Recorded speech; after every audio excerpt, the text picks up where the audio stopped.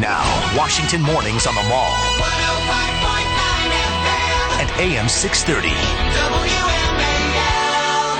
It's 7:06 on WMAL, where Washington comes to talk. Brian Wilson, Brian Neiman in the house today. And joining us on the line, a guy that he helps us understand complicated legal things. And, in these confusing times, we need somebody who can just give us a clear-cut answer, can sort of separate the wheat from the chaff. Right. And that would be Joe DeGenova, our legal analyst. Hey, Joe, how are you? Morning, Joe. Fine. I'm better than the U.S. Ryder Cup. Yeah. Hold on a second. Joe, did you watch the Ryder Cup yesterday? I watched every stroke. Thank it was you. Horrifying, and I got to tell you something. Steve Stricker was responsible for the loss. I thank you. See, Joe DeGenova, a great American, watching the Ryder Cup because it was spectacular. It was fantastic. It was one of the great sports events of all time. I agree with you completely. I don't know why Wilson doesn't at least give it a try. Because it's golf. Even my 7-year-old was into it. Brian's worried about the loss of bacon in the world.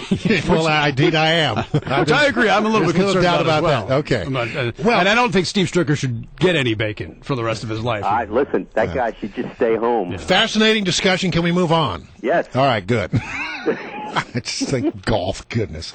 All right, so we got a lot of things we want to talk to you about. First of all, Fast and Furious. Yep. Univision has done a really what seems to be a top-notch investigative piece that opens up your eyes to a whole lot of what happened on the other side of the border when these guns crossed over. Any thoughts? Yes, this is the revenge of Univision. Remember when the president was on the other day and did an interview with them, and they ripped to him on it. Sure did. Ask him a lot of tough questions. They have come alive. I mean, these guys have been asleep at the wheel on news in general, but particularly about Obama. They've been kissing his tush for almost 4 years. They are after him because of the DREAM Act and his failure to do it. So they picked Fast and Furious because of the obvious Latino connection with Mexico. Fabulous reporting. They shamed the American media, the so-called mainstream American media, with new discoveries, in-depth investigation, spent some resources. The picture is worse, but the rest of the American media doesn't care. Yeah, well, it'll be interesting to see whether some are sort of being forced to pick up on it. There's this other thing. There's this guy named Kevin O'Reilly, White House staffer, national security staffer, and he apparently got some either formal or informal briefings about what was going on with Fast and Furious when he was at the White House. Right. And then as soon as this became known, he was immediately shipped to Iraq, and they've kept him away from anybody who can ask any questions whatsoever. Now Congress says you need to come forward and tell us what you know. Will they have any luck? Oh, not before the election. It won't make any difference. They may have some luck after the election. He's not beyond subpoena just because he's in a foreign country.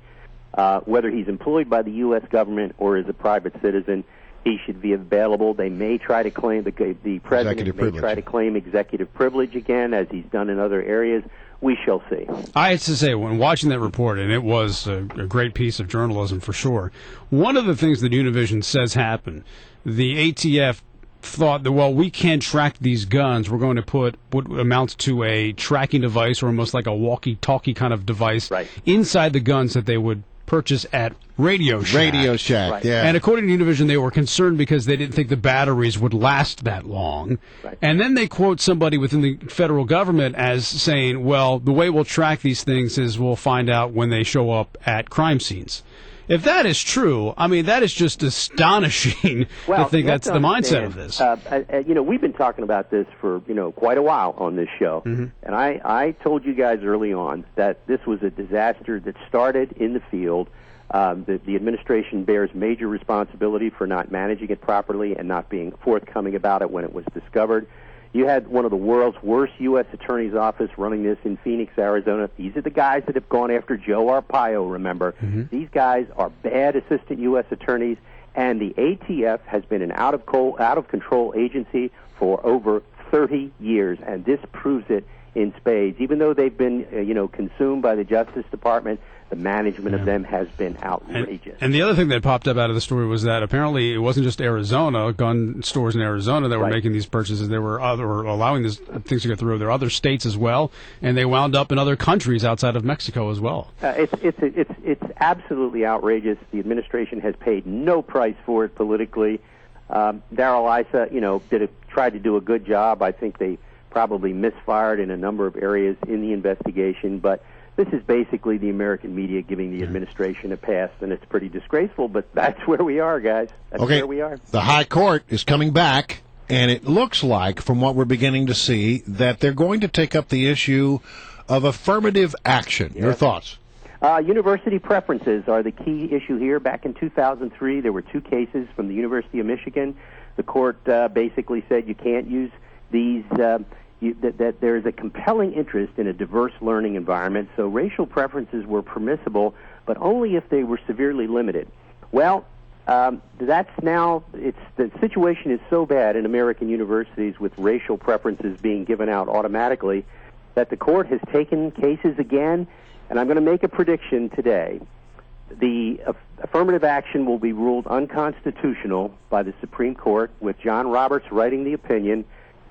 They've had it, and the reason is Sandra Day O'Connor is gone from the court. Sam Alito is on the court. John Roberts is on the court.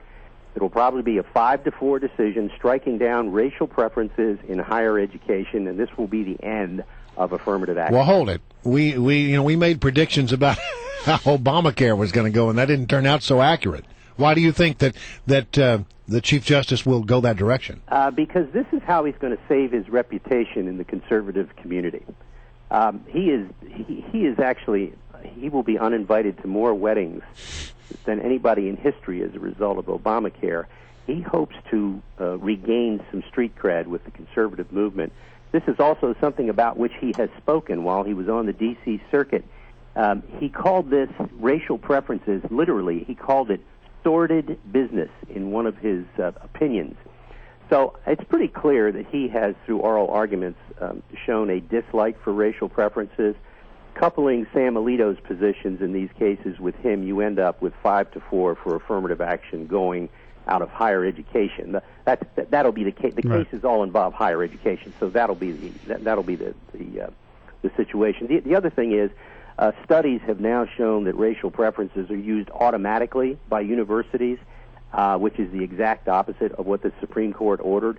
And I think the court has basically had it with American higher education and their scofflaw approach to affirmative action. All right, we're 10 years on right now from the anniversary of the sniper shootings that obviously greatly affected the D.C. Community. What's your takeaway 10 years later from the way it was handled? Obviously, it's a very tough case to crack. Well, it's like a lot of cases in the criminal law. You go back and you look at it and you realize some simple things were not done at the very beginning by law enforcement that would have helped end the crisis sooner. I think one of the things you learn from cases like this is that when you have something that's this horrible, and remember, you recall people could not function. They were it was more devastating, I think, than 9/11 to this area. Absolutely. Remember when the FBI agent was shot at the shopping mall, the woman, and killed? That sent a shudder through the community, rightfully so. And law enforcement, they responded the best they could, but it was not their finest hour because they ignored a lot of evidence. There was not information sharing between Montgomery County and other people. You recall that Doug Gansler got himself into a lot of trouble after Malveaux and Boyd were actually arrested. He tried to supersede the federal authorities, and there was a big fight over who should try them first. The feds obviously won eventually.